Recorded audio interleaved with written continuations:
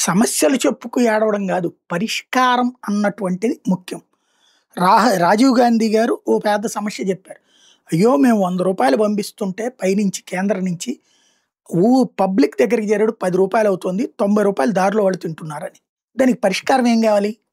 మోడీని చూసి నేర్చుకోమనండి. ఎంత సింపుల్‌గా జేశాడు.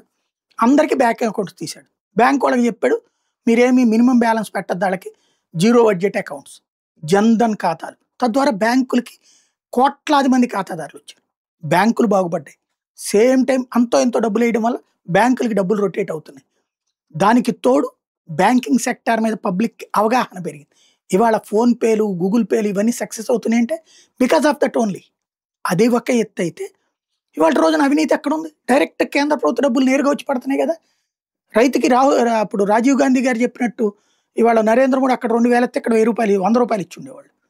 కింద ఉన్నటువంటి అధికారులు 200 చేతిలో పెట్టేవాళ్ళు. అలాంటిది ఇవాళ రోజున నేరుగా అకౌంట్‌లో పడుతున్నాయి. అలాగే కేంద్ర ప్రభుత్వం అంటే ఇదివరకు డబ్బులు పంపించేసి వదిలేస్తే రాష్ట్రాలు తినేసే పరిస్థితిలో ఉంది. ఇప్పుడు అట్లా కాదు.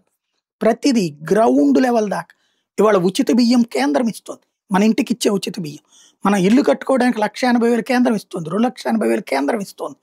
ఏది పేదలకు ఇచ్చేటటువంటి ఇళ్లలో. అట్లాగే మధ్యతరగతి రూ. 2.5 లక్షల అకౌంట్ డైరెక్ట్‌గా వేస్తుంది ఇల్లు కనుక్కుంటే కట్టుకుంటే. ఇది కేంద్రం ఇస్తున్నటువంటిది. ఇవన్నీ అంటే నేరుగా కేంద్రం మన దగ్గరకు వచ్చేస్తుంది. అలాగే గ్రామీణ ప్రాంత రోడ్లు కేంద్రం నిన్నే కదా ఆ పథకం పేరు కూడా చెప్పుకొచ్చారు పవన్ కళ్యాణ్ గారు. ఇప్పుడు చెరువులకి కూడా చెరువులంటే సరిగ్గా నిర్వహణ ఉండాలి. కట్టలు తెగిపోతుండడం, గండిలు పడిపోతుండటం, అట్లాగే ఇవన్నీ గందరగోళంగా పాచిపట్టిపోయి ఉండటం కాకుండా చెరువులంతా కూడా పూడికలు తీసేసి ఎప్పటికప్పుడు దాని చుట్టూ అరుగుల్లాగా సెట్ చేసి వాటి మీద నడిచేందుకు ట్రాక్లు వేసి చెట్లు ఏర్పాటు చేసి వాటిని ఒక ఉద్యానవనాల్లాగా ఏర్పాటు చేయాలి. అప్పుడు ఆ జలం సంరక్షణ అవుతుంది అన్నటువంటి కేంద్ర ప్రభుత్వ ఉద్దేశం. అందులో భాగంగా అది దేశవ్యాప్తంగా అమలు చేయమంది. ఆ సంబంధిత శాఖ మంత్రి పెమ్మసాని చంద్రశేఖర్ మన ఆంధ్రవాడు, మన తెలుగోడు, మన గుంటూరు ఎంపీ. ఇప్పుడు గుంటూరులో అట్లాగా ఒక చెరువుని సెటరేట్ చేశారు. ఆ చెరువు తరహాలో దేశవ్యాప్తంగా చేయబోతున్నారు.